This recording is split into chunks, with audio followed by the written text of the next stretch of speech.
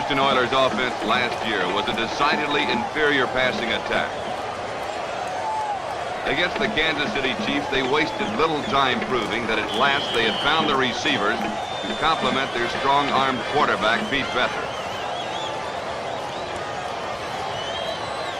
On their very first series, tight end Alvin Reed, number 89, found large holes in the Chiefs secondary.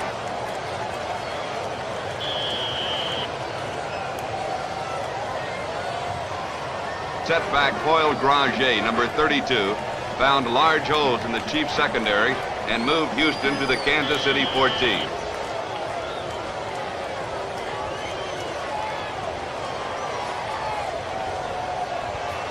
Switching to his running game, Beathard attacked the right side of Kansas City's mammoth defensive line.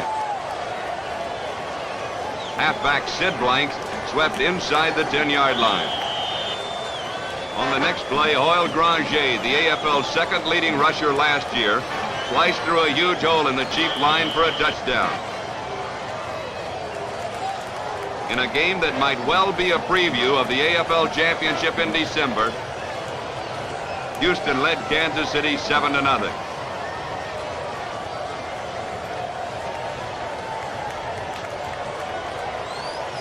After a Kansas City field goal narrowed Houston's lead to 4 points,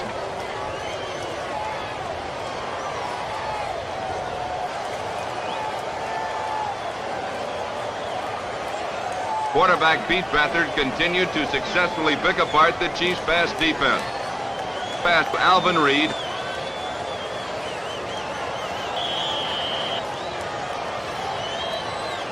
And on 2 passes to Alvin Reed, moved the Oilers to within range of a touchdown again.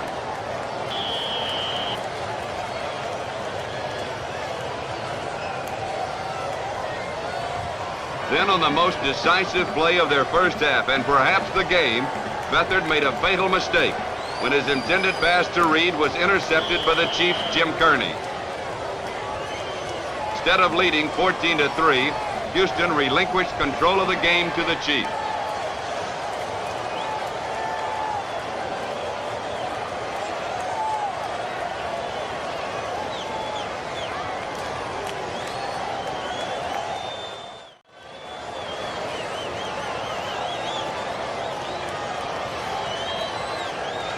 In the second period, and in fact for most of the game, Kansas City quarterback Lenny Dawson passed infrequently.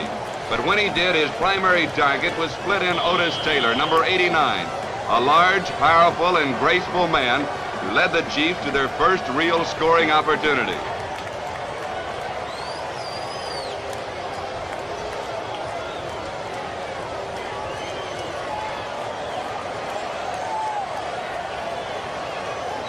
With it 4th and 1, Kansas City fullback Wendell Hayes, number 38, smashed over blocker and tackler alike.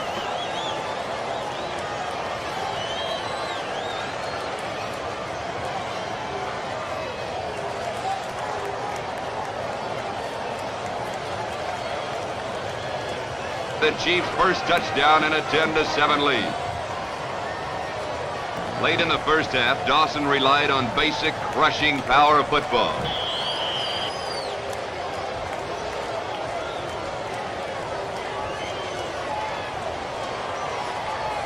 Ending a reception by Taylor.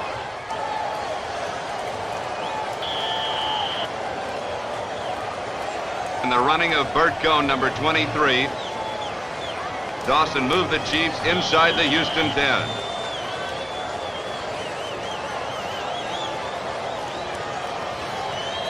And Dawson resorted to an old but always effective bit of deception, the end around.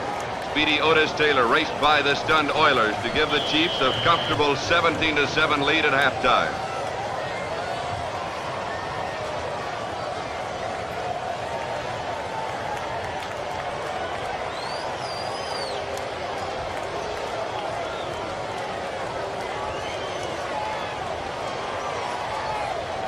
The Chiefs, who played in the first Super Bowl in 1966, had been a dismal disappointment last year.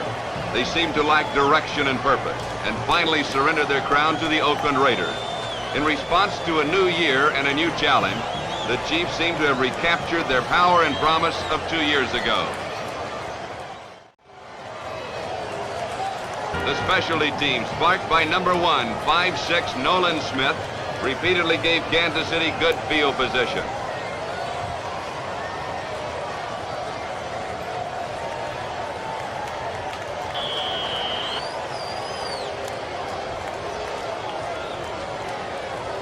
Through the third quarter and part of the fourth, the Chiefs continued to dominate play.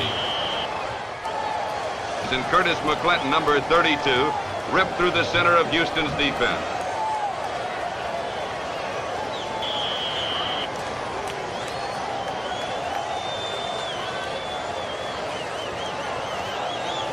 Kansas City field goal.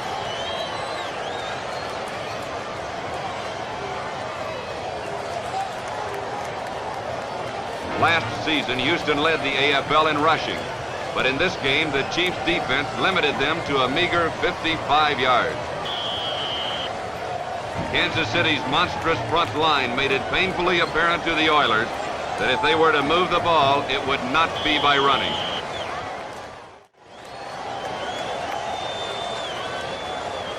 Jan Stenerud, field goal.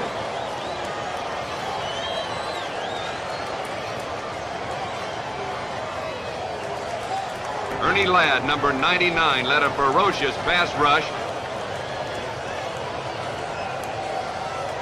And on several occasions, he tossed quarterback Pete Beathard around like a rag doll.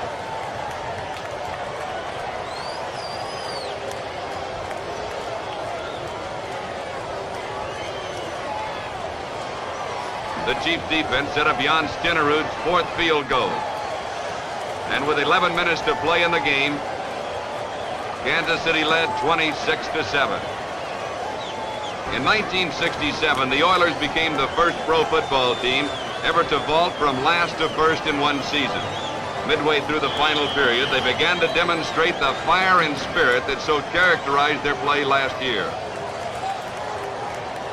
On a quick pitch out, Granger circled left end to the Chiefs 16. With 8 minutes remaining, Beathard connected with rookie Mac Hike for a touchdown. But Houston still trailed by 12 points. 2 minutes later, Beathard and Hike again combined for a touchdown. This one carried 59 yards.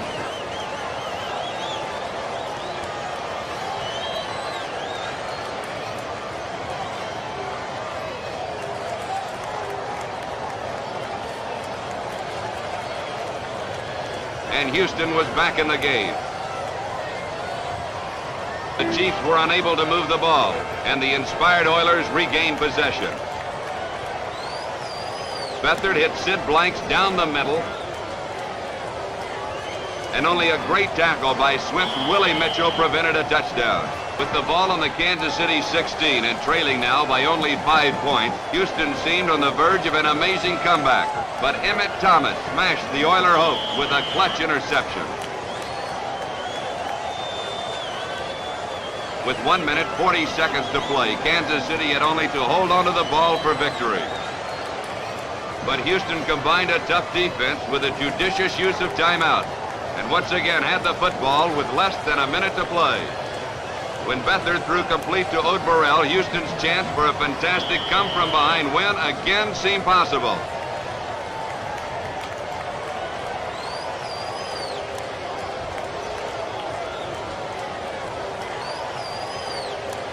But with 21 seconds left, a gallant bid for victory died in the Chiefs' end zone when Beathard's fourth down pass fell incomplete.